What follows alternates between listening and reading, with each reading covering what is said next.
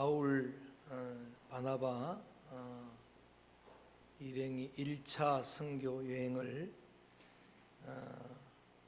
지도에 나오는 대로 안디옥에서 출발해서 구브로 섬을 지나고 버가라는 항구 도시, 비시디아 안디옥, 그리고 이고니온, 루스드라, 더베, 다시 루스드라, 이고니온, 비시디아 안디옥, 아탈리아라고 하는 항구 도시에서 배를 타고 시리아 안디옥으로 돌아오는 전 과정입니다.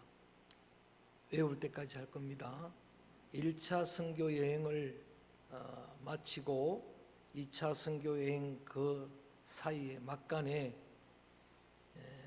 안디옥 교회에는 큰 갈등이 일어납니다. 지난 시간에 확인한 대로 예루살렘 교회로부터 온 할레파 유대인들, 율법주의 이단들, 그들이 성도들을 미혹해서 바울 바나바 일행과 크게 다투게 되고, 그런 큰 갈등이 일어날 때에 지혜롭게 그 갈등을 해결함으로 이러한 갈등의 순기능을 맛보았던 교회가 안디옥 교회였다라고 말씀을 드렸습니다. 그래서 바나바와 바울 그리고 안디옥 교회의 훌륭한 믿음의 일꾼들을 대표로 해서 진원지였던 초대 예루살렘 교회의 대표였던 예수님의 동생 야고보 장로가 철저한 할레파 유대주의였기 때문에 그 진원지였던 예루살렘 교회로 파송을 하게 되고, 안디옥 교회 성도들 대표들과 예루살렘 교회 대표들 간에 교회사적으로 굉장히 중요합니다. 교회사를 배울 때 엄청난 중요한 회의로 간주하는 소위 제1차 예루살렘 회의가 열리게 됩니다. 의장은 예수님의 동생 야고보 사도, 의제는 이방인들이 구원을 얻을 수 있느냐 없느냐 하는 문제, 이방인들이 할례를 받지 않아도 되느냐 하는 문제였는데, 1차 발언자인 베드로, 가장 영향력 있는 사도가 구원을 얻는 것은 할례로 되는 것이 아닙니다. 따라합니다. 오직 믿음, 오직 은혜. 예수를 믿으면 누구나 구원을 얻게 됩니다. 그리고 전적인 예수의 은혜로 차별 없이 구원을 얻게 됩니다. 이게 사도 바울에게 엄청난 영향을 주게 됩니다. 바울 서신의 핵심이 바로 그런 내용입니다. 이방인들도 우리와 똑같이 성령을 받을 수 있습니다. 고넬료 사건을 기억하면서 나는 그들을 위해 부름받은 사명자였습니다. 그렇게 발언을 하는 동시에 바울과 바나바가 1차 선교여행 저기를 다니면서 있었던 이방인들이 구원을 얻는 역사를 간증을 합니다. 복음이 1차 선교의 핵심이 뭐라고요? 유대인에게서 이방인에게로. 그래서 그 증언을, 간증을 듣는 순간에 철저한 유대주의자였던 헬라파 야고보 장로의 마음이 녹아내립니다. 그 사고가, 사상이 다 무너지고 맙니다. 그러면서 뭐라고 이야기하는가? 베드로가 한 말은 성경적입니다. 사실입니다. 성경에 그렇게 기록된 대로 이제 다윗의 무너진 장막은 다시 쓸 것인데, 그게 바로 이방인들이 돌아와서 예배드리는 성령 시대가 열리게 되는 겁니다. 교회 시대가 열릴 것을 그렇게 강조하면서 아예 1차 회의의 결론을 내립니다. 이방인들이 주께로 돌아오는 걸 누구도 막지 말라. 그리고 이제 자유롭게 이방인들에게도 복음을 전해라. 합법적으로 이방인들이 구원 얻을 길을 열었습니다. 그거를 편지로, 서신으로 받아서, 확정서를 받아서 안디옥교로 돌아왔을 때 교회의 모든 갈등의 문제가 해결되고, 놀랍게도 교회는 더 크게 부흥되는 그런 선기능, 순기능을 맛볼 수 있었다라는 게 지난 주일 말씀이었습니다. 그리고 이제 그런 일이 있은 다음에 며칠 지나고 그 잠깐 동안 시간이 흐르고 난 다음에 복음의 열정, 선교의 열정을 막을 수 없었던 바울과 바나바가 2차 선교 여행을 합의하게 됩니다. 그런데 문제가 생겨났다 그랬죠. 바나바의 생진 마가를 데려가는 문제를 가지고 천하의 바울과 바나바가 크게 다투고 나서 바나바는 생질인 마가를 데리고 고향 구브로 섬으로 향해 갑니다. 그리고 이제 오늘부터 열리게 되는 2차 선교 여행은 바울이 예루살렘 교회에서 파송되었던 실로아노, 실라라고 하는 훌륭한 믿음의 일꾼과 함께 2차 선교 여행을 출발하게 됩니다. 본문 1절 말씀 돌아가서 읽어봅니다. 1절 시작. 바울이 더베와 루스드라에도 이르매 거기 디모데라 하는 제자가 있으니 그 어머니는 믿는 유대 여자요 아버지는 헬라인이라. 바나바는 실라와 함께 이제는 배를 탄 게 아니고 육로로 터키의 경계선을 넘어서 자신의 고향 땅인 길리기아, 지난 시간까지 한 겁니다. 바나바도 자기 고향 애향심이죠. 고향으로 향했고 바울도 자기 고향 땅으로 이제 2차 선교 여행을 향해 출발을 하게 됩니다. 그래서 자신의 고향인 길리기아 다소가 바울의 고향인데 그 고향, 이미 1차 선교 여행 때 복음을 전했던 땅, 오늘 보니까 더베, 마지막 전했던 곳이죠. 여러분, 왜 이렇게 역으로 역행하는가 하면은 육로로 타고 동으로 가니까 가장 나중에 전했던 더베에 먼저 도착한 거예요.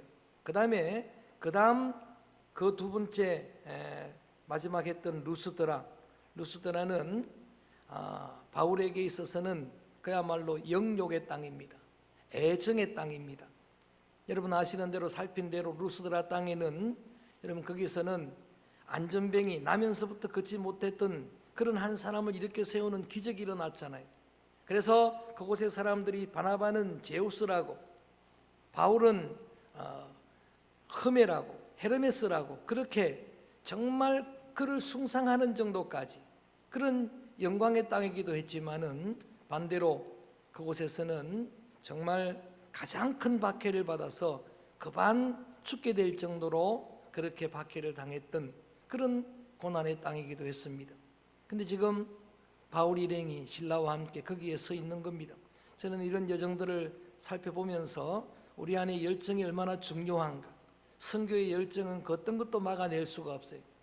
그래서 이제 루스드라 땅, 시골 마을이라고 말씀을 드렸는데 그 땅에 왔는데 어떤 유익을 받는가 하면은 오늘 그 본문에 나오는 디모데를 만나게 되는 겁니다. 디모데의 고향이기 때문에 디모데를 만나는데 디모데는 어떤 사람인가 봤더니 제자라고 먼저 나옵니다. 제자라고 하는 디사이플은 훈련의 의미가 있는 거예요. 사도는 파송의 의미가 있고 제자는 그러니까 사도행전에서 제자라고 이름을 붙은 사람은 많지 않아요. 지난번에 다비다 여제자라고 이름을 붙였고 그리고 디모데 정도입니다. 여러분 학자에 따라 다 다르지만 맥시멈으로 2년 봅니다. 2년 전에 복음을 전한 곳입니다. 적게 보는 사람은 1년 정도를 보는데 여하간 1년 전에 복음을 전한 그곳에 이렇게 복음을 받아들인 디모데의 어머니, 디모데 서신에서 보면 후서에서 유니게라고 나오는데 유니게가 바울이 전한 복음을 받아들였을 가능성이 높습니다. 그리고 그 외조모와 함께 로이스와 함께 복음을 받아들이고 그 믿음이 디모데 안에도 그대로 있었다 그랬으니까 그때부터 디모데도 20살 청년입니다. 젊은 20대 청년인데 믿음을 그대로 받아서 유업으로 받아서 훈련 잘 받은 청년을 만난 거예요. 바나바와 헤어졌죠. 마가와 헤어졌죠. 그런 너무나 훌륭한 동력자와 헤어졌는데 열정의 사람 바울에게 주신 하나님의 은혜가 사람의 은혜입니다. 할렐루야. 정말 훌륭한 정말 보배로운 사람의 은혜를 허락해 주셨어요.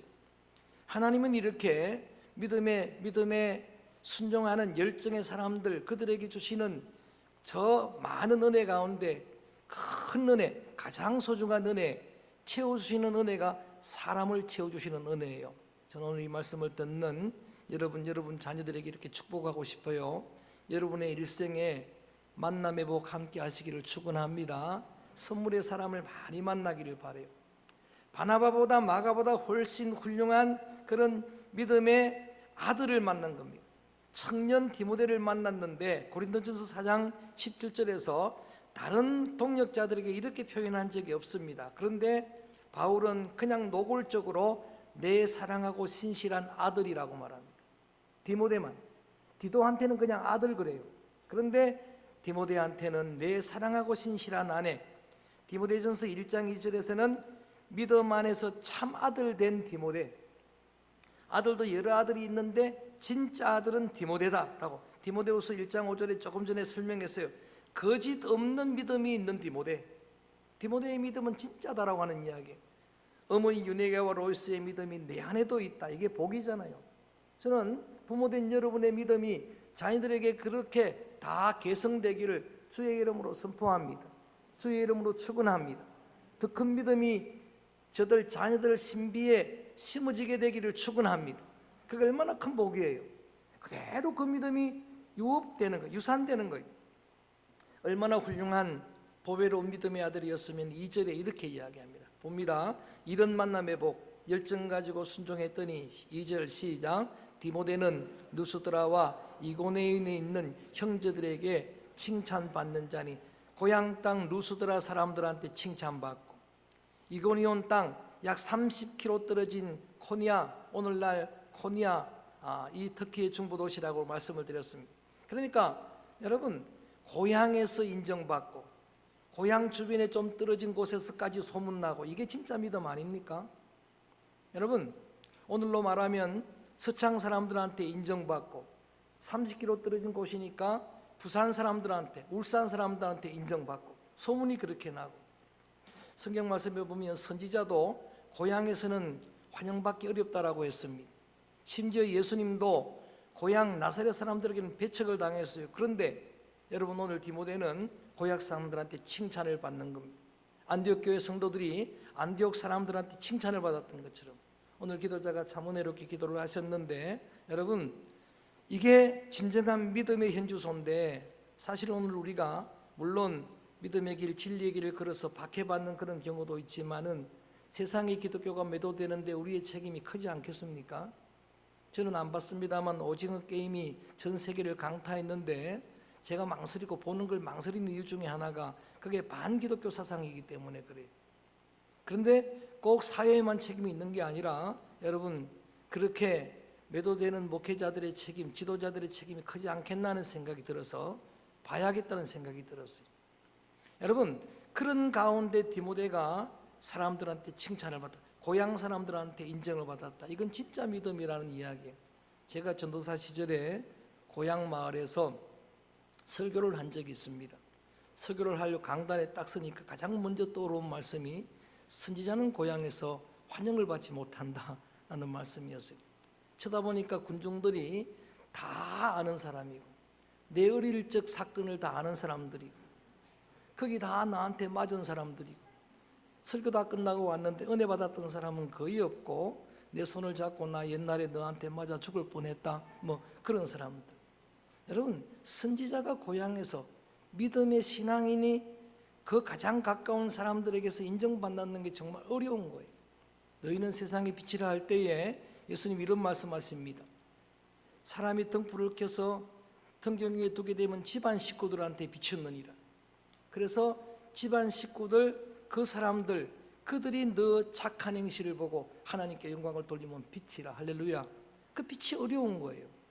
그런데 디모데는 이런 훌륭한 믿음의 이런 훌륭한 믿음의 제자를 만났으니까 같이 가고 싶은 겁니다. 3절 같이 출발합니다. 저 선교여정 좀 흐릿하지만 보는 거예요. 지금 그 길을 하나씩 가는 거예요. 다음에 좀 더 선명한 거 올려드리겠습니다. 이제 데리고 여행을 떠나게 되는데 아직까지는 1차 선교 여행지를 순회하지만 3절 읽어볼까요? 시작. 바울이 그를 데리고 떠나고자 할새 그 지역에 있는 유대인 그를 데려다가 할례를 행하니 이는 그 사람들이 그의 아버지는 헬라인 줄을 다 알미르라. 헬라파 유대인이란 이거죠. 헬라인과 그리스인과 유대인들의 혼혈 그런 아이가 디모데인데 아직은 바울도 할례에서 자유를 못하는 거예요. 왜냐하면 계속 이 문제 가지고 유대인들이 그렇게 시비를 거니까 아예 통역서 삼으려고 그거를 다 그런 어떤 여러분 그 문제될 만한 것들을 제거하기 위해서 할례를 행하는 것. 사실을 할례 행하지 않는다라고 안 해도 된다고 하는 서신을 지금 가지고 있는데도 그렇게 해서 이제 같이 출발하려고 하는데 이제는 세 사람이 됐습니다. 바울과 실라와 디모데. 그래서 2차 선교여행은 이렇게 동역자들이 같이 떠나는 것. 4절 그리고 정식으로 출발합니다. 4절 시작. 여러 성으로 다녀갈 때에 예루살렘에 있는 작성한 구리를 그들에게 주어 지키게 하니 거기 여러 성이 이제 1차 선교여행 때 그렇게 선교했던 곳입니다. 지금 루스드라에 와 있으니까 다음이 어디 가겠습니까? 이고니온 갑니다. 그 다음에 어디 갑니까? 비시디의 안디옥 갑니다. 이렇게 곧 자기가 선교했던 곳을 지난번 한 번 돌았지만 다시 한 번 더 도는 거예요. 돌면서 그 교회 성도들을 더 믿음을 강하게 만들고 그 다음에 뭘 전달해 주는가? 예루살렘 회의에서 결론된 그 규례를 서신으로 만들었으니까 그것을 전달해 주는 겁니다. 그 내용이 어떤 내용이었나요? 이방인들도 구원을 얻을 수 있다. 이방인들이 도난 걸 누구도 막지 말라.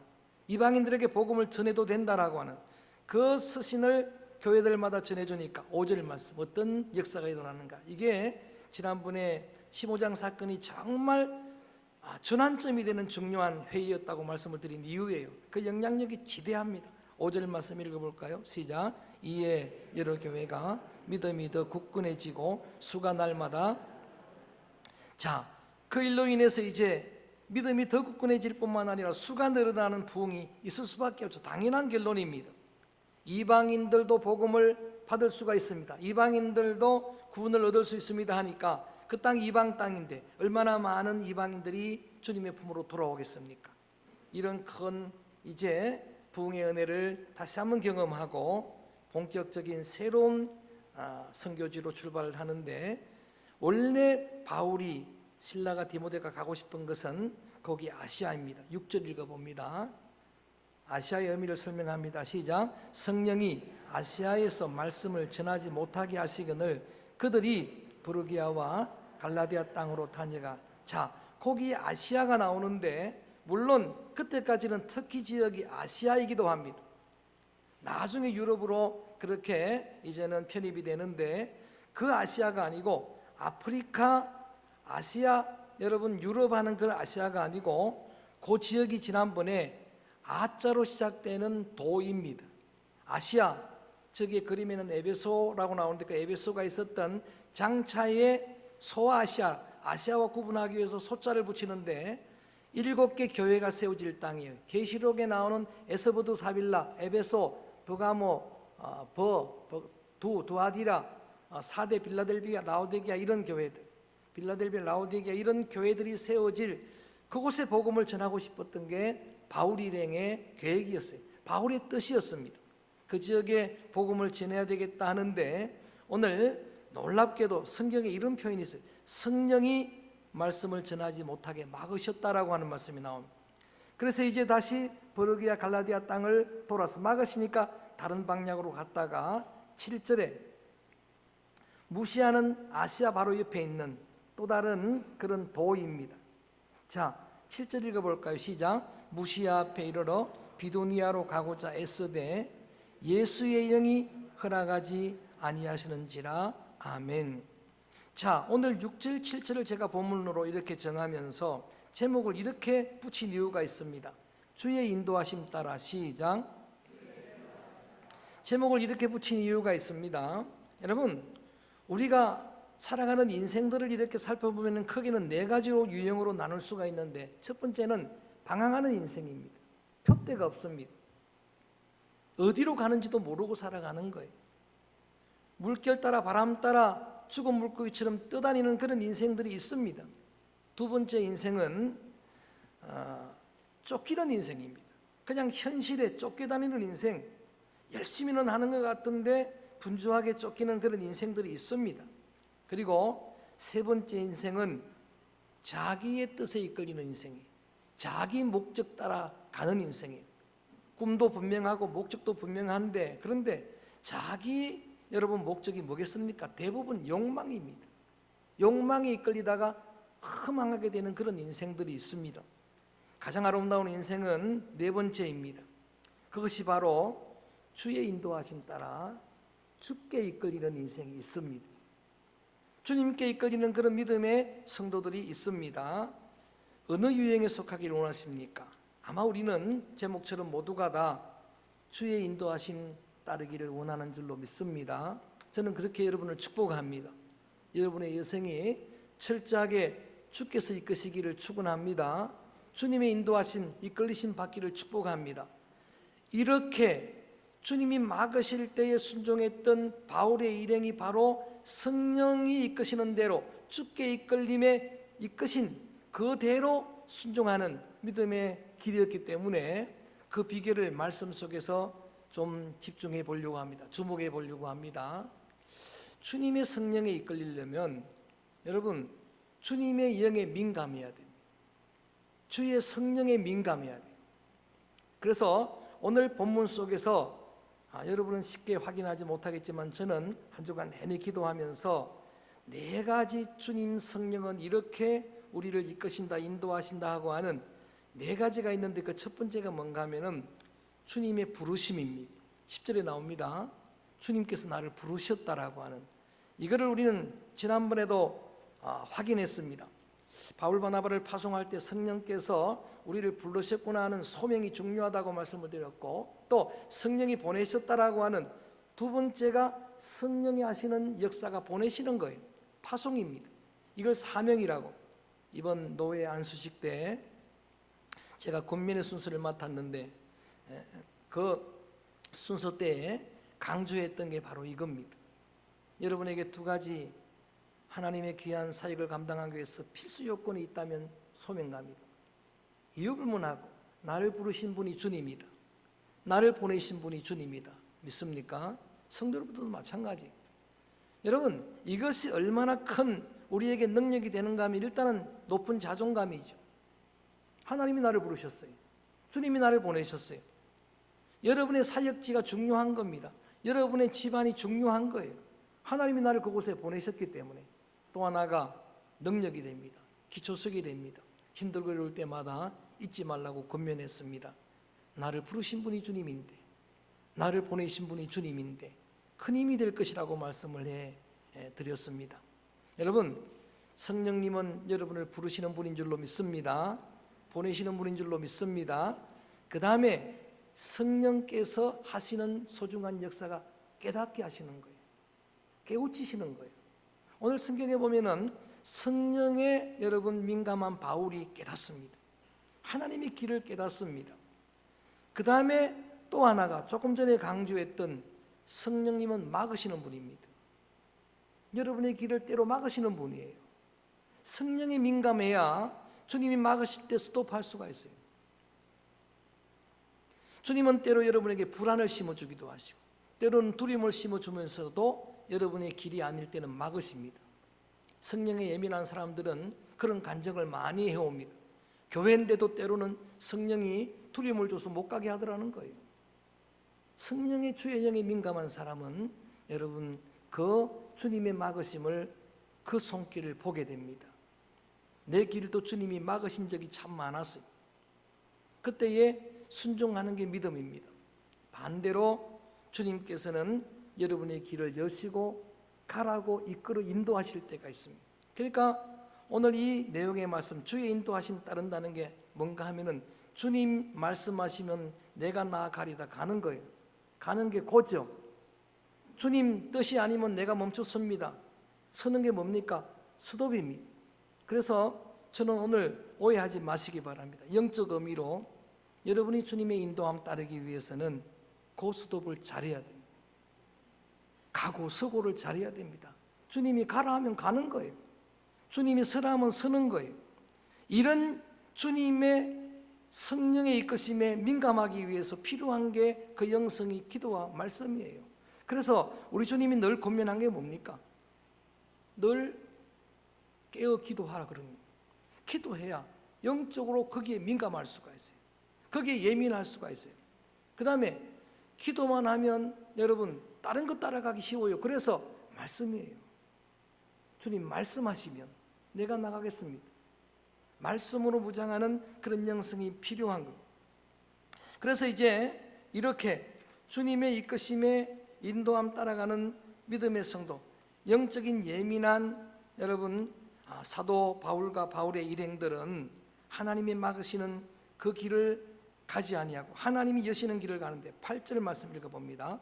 8절 말씀 이렇게 방향을 선회합니다. 8절 읽어볼까요? 시작.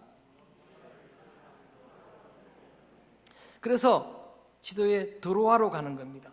드로아 땅으로 갑니다. 무시아는 아시아 옆에 있고 드로아는 이제 저 헬라로 유럽으로 건너가는 항구 도시로 갑니다.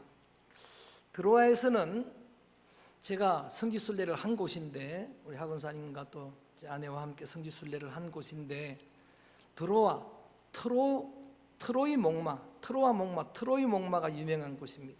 트로이 전쟁에 대해서는 제가 설교를 준비해 왔는데 그거는 시간이 지금 되질 않습니다. 좋게 목마인데 저기 들어가서 사진 찍고 우리 열심히 했죠. 학원사님 그렇죠? 저게 거기입니다. 그래서 드로아 거기로 이끄시는 주님의 인도하심을 순종하는 거예요. 이제 사진 찍어도 되겠습니다. 자, 그 드로아에서 어떤 역사, 하나님이 이끌어 인도하시니까 수도하고 막으시던 그 주님이 어떤 길을 여시는가를 보는 겁니다. 9절 말씀 읽어봅니다. 9절 말씀 큰 소리로 읽어볼까요? 시작.